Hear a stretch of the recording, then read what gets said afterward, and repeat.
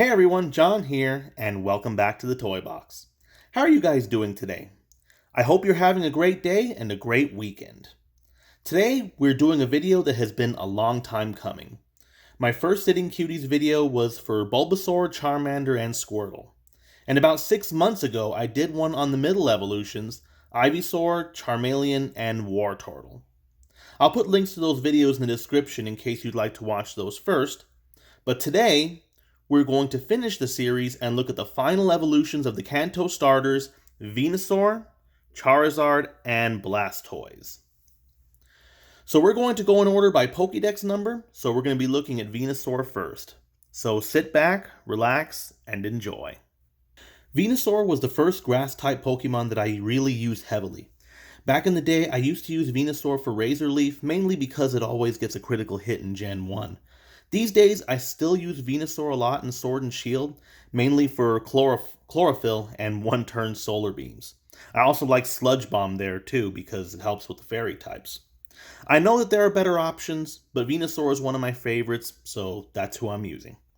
Let's take a look at the plush. Now first, Venusaur passes the standing test, meaning that the plush can stand on its own without any assistance from the wall or any other objects. The colors match the Pokemon in the games pretty well, and the scaling is done pretty well as well. Venusaur has a big head and body, and the flower extends over everything. So the details are also well done too. Let's take a closer look. So we'll start off with the head. It's a little bit bigger than the rest of the body, but that's how it's supposed to be with Venusaur. So the key features, we have the eyes here that are embroidered. I actually like the eyes like this. I'm glad that they didn't do they used to do the bloodshot eyes in the games whenever Venusaur would use something like Razor Leaf. So I'm glad they didn't do that here with the plush, because I never really liked that. We have the mouth right here with some teeth coming out. I think these are done with felt. That's what it feels like. And then we have the ears. These lines here are embroidered, so that's pretty nice. Now let's take a look at the body. Now one thing to note is that most of the Sitting Cuties plushes are around medium firmness, and I would say that Venusaur is one of the softer ones. So I would say that it's a very soft plush, not the medium firmness that the Sitting Cuties usually come in. And so some of the details here, we have little bumps around the body. So in the games, Venusaur has bumps around its body. And this is how they are done in the plush. They are embroidered here in little C lines, like in a C. And you can see them going around the entire plush, around the whole body. Which is pretty cool. I like that. All the pellets for the Sitting Cutie part to balance it are here on the belly, which makes sense. And if we look at the legs are pretty simple. We have some more bumps here. And then we have 3 claws on each leg. Now all the legs are the same, so I'll just show you all 4. Here's this side. And then here's this side. Here are the back legs. And remember, the Sitting Cutie, so the back legs are going to fold over this way, so it's in a sitting position. Let's take a look at the flower. This is where the most details are. So we'll go ahead and start at the bottom, because this is one of my favorite parts. So it looks like the leaves are made out of the same material as the rest of the plush, but I think it's a dual layer here. They attached it somehow here. And then all of the lines for the leaves are embroidered. So this is a really nice touch. I like this, and this is my favorite part of the plush, are these leaves. And they're very soft, so it's not like they're going to be folded everywhere and hard to pose. It's actually pretty easy because of how soft they are. We have the stem right here, and I like that the lines are right here. I like it because one reason why I like this a lot too is because you don't normally see this, but they still put this detail in, which I think is really nice. I like that kind of craftsmanship in my plushes. And then up here we have the petals. Now this top layer here looks like it's done with the same material as the plush, and the bottom layer here looks like it's done with a felt. And all of the spots for the petals, they look like they're done with silk screen. So you can see them here, both here and on the bottom. And we can look at the flower from above, so it goes all the way around. And then finally at the top, we have this this part where we have the leech seeds coming out, and then we have the little spikes coming out of the side. So there you go. And lastly, we're going to take a look at the tag. So I've had this one for a little while. This is the old tag. And I'll tell you about it later. One reason why I was putting off this video so much is because I was waiting for Blastoise, which took forever to get back into the store. But there's a tag for this one, and here are the 3 tags. So there we go. That is Venusaur. Overall, I think it is an excellent plush. The details are well done, and it's scaled pretty well as also. On top of that, it's small enough that I can fit it in small spaces on my desk or a shelf where I can display it. Unfortunately, it can be a little hard to find. I had to go to Pokémon Center periodically to check and see if it was there, because I missed it the first time around when they barely came out. But eventually, I got lucky and they were in stock. So since this Pokemon is popular, I'm pretty sure it will be restocked, and I have seen it being restocked before. So anyway, let's move on to our fire starter, Charizard. So, Charizard is a very special Pokemon to me.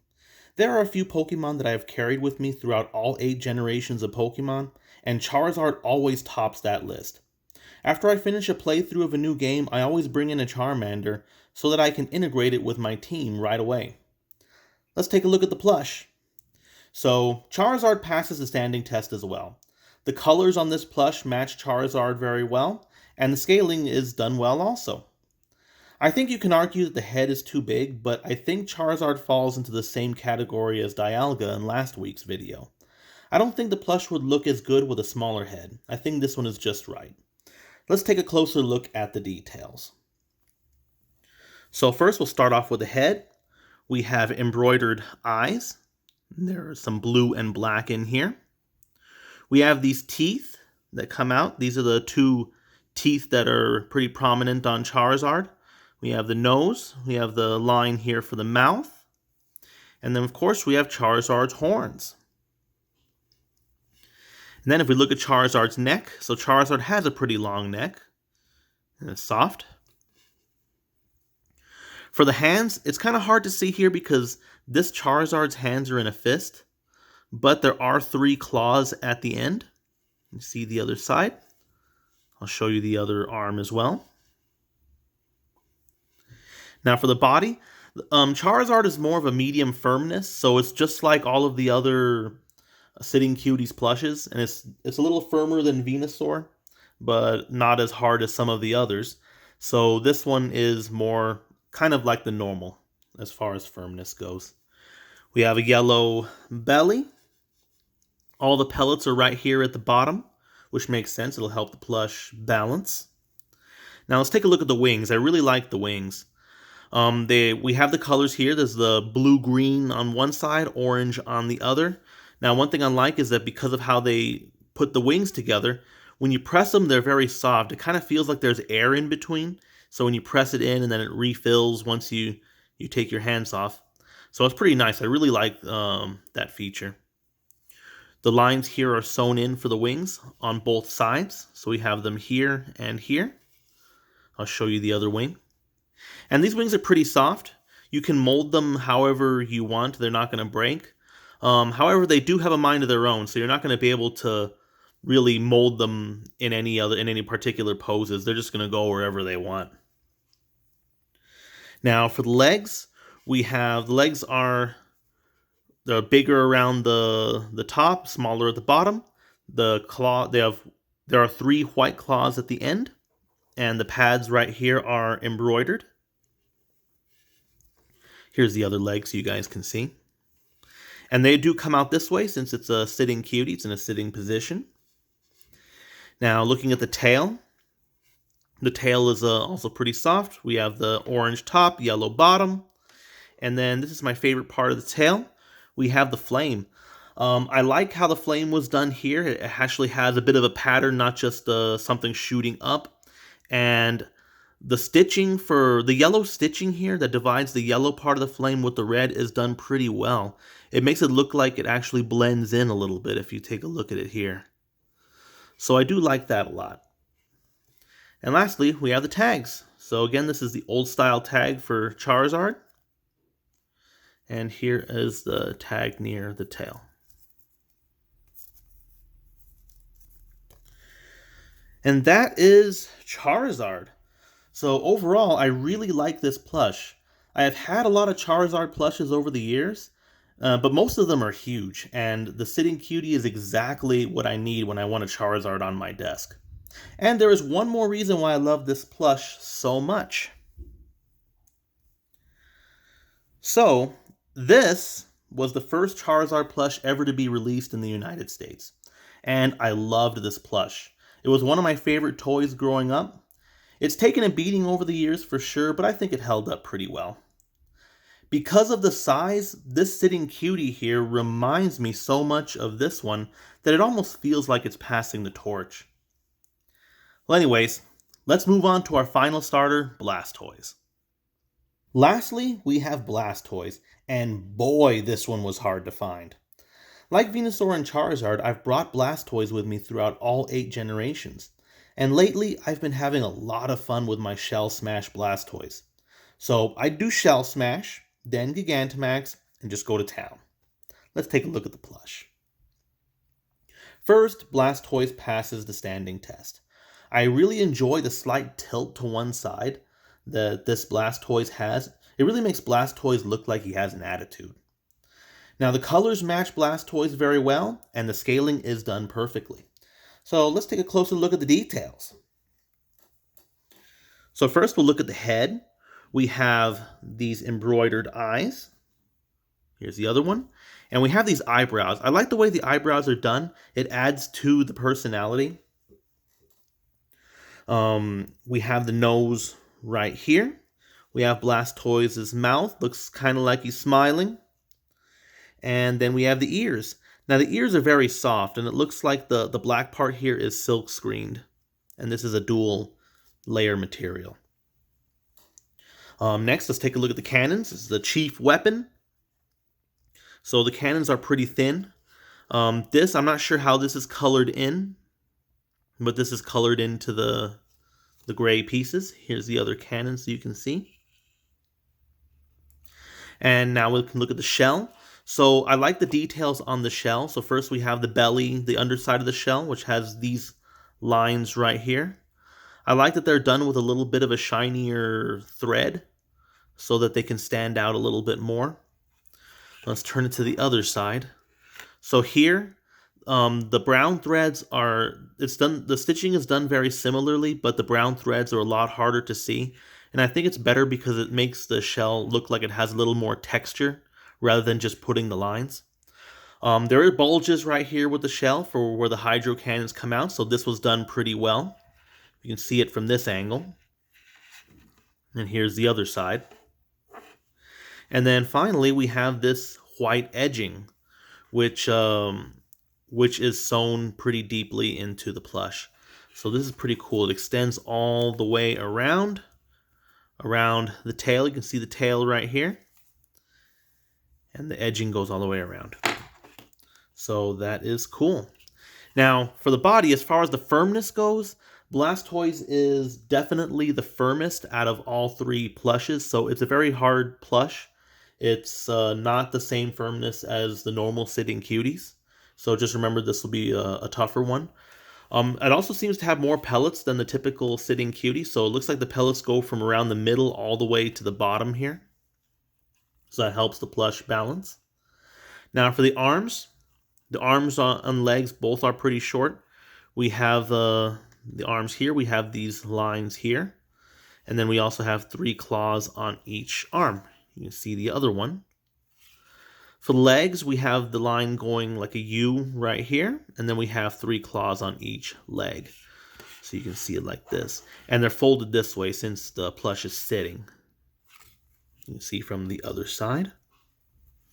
And lastly, we have the tags. So this is the newer tag, so it's not like Charizard and Venusaur's tags, because it did take me a really long time to find Blastoise. So I'm pretty sure that by the time I got mine, this one was manufactured along with the newer plushes. So anyways, there we go. That is Blastoise. I really like this plush. The details and scaling are done very well. The slight tilt that you get here really gives this plush some personality. I don't know if all of them are like that or if it's just mine, but hopefully that's intentional. A lot of times when you get these plushes, they're just standing.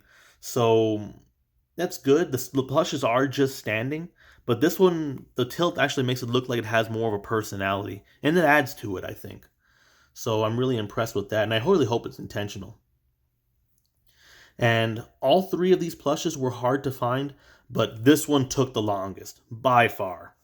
If you have followed my channel long enough, you'd remember that I'd complained about not having Wartortle and Blastoise for a long time. I don't know if it was because they were stocked differently, or if Blastoise is just more popular than the rest. Either way, this plush is proof that if you want a certain Pokemon and it is out of stock, then there is a chance that it will be restocked. It'll just take patience.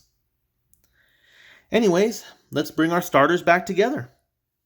Well, this was our review of the final Kanto starter evolutions, the Pokémon Center Venusaur, Charizard, and Blastoise Sitting Cuties Plushes. What do you think of these plushes, and which one is your favorite? Let me know in the comments below. If you are interested in any of these plushes, I'll put links to Pokémon Center in the description. Just remember that it may be a while before they are restocked again. Just keep at it. Well, that's all I have for you guys this week. I really hope you enjoyed today's videos. Thank you so much for watching, and as always, rate, subscribe, and don't stop playing.